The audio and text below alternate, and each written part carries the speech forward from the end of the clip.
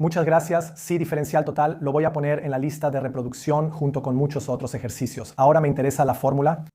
Y es que el diferencial total para una función se obtiene de la suma desde y igual a 1 hasta n de la derivada parcial de f con respecto a x sub i por dx sub i. ¿Qué significa esto con un ejemplo concreto? No se dejen confundir por x sub i, x sub i. Ahora depende de lo que escriban. Ustedes tienen ya sea una función f de x y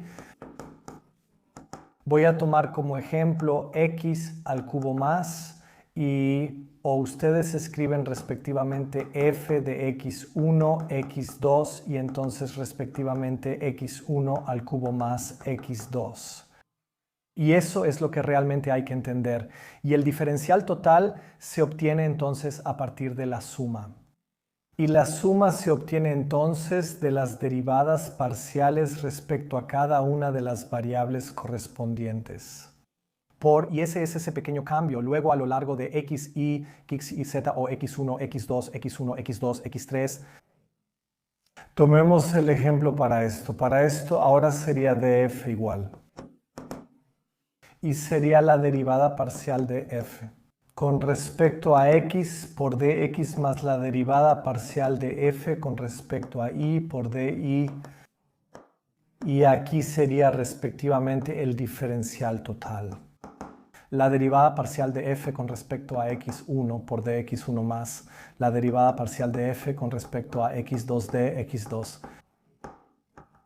y x2. Lo que definitivamente necesitan son las derivadas parciales. Sí, eso significa que aquí tenemos la derivada parcial con respecto a x, que es 3x al cuadrado, 3x cuadrada de x más. La derivada parcial con respecto a y, que es 1, 1d, aquí corresponde df es igual, derivada parcial con respecto a x. x1 es 3x, 3x1 al cuadrado de x1 más 1, 1 de x2. Ahora pueden, si quieren, elegir otro punto y luego pensar qué sucede realmente.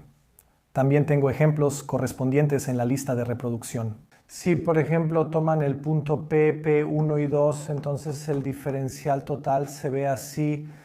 Sí, ¿qué pasa si en este caso se mueven mínimamente en X y Y o en X1, X1, X2? ¿Cómo cambia entonces aquí el valor de la función por completo? Eso significa que primero lo pondrían en la función original y luego harían un cambio. Por ejemplo, digamos que dx sería igual a 0.1 y dx sería 0.01. Mientras más pequeño, mejor, y luego ven qué resultado obtienen.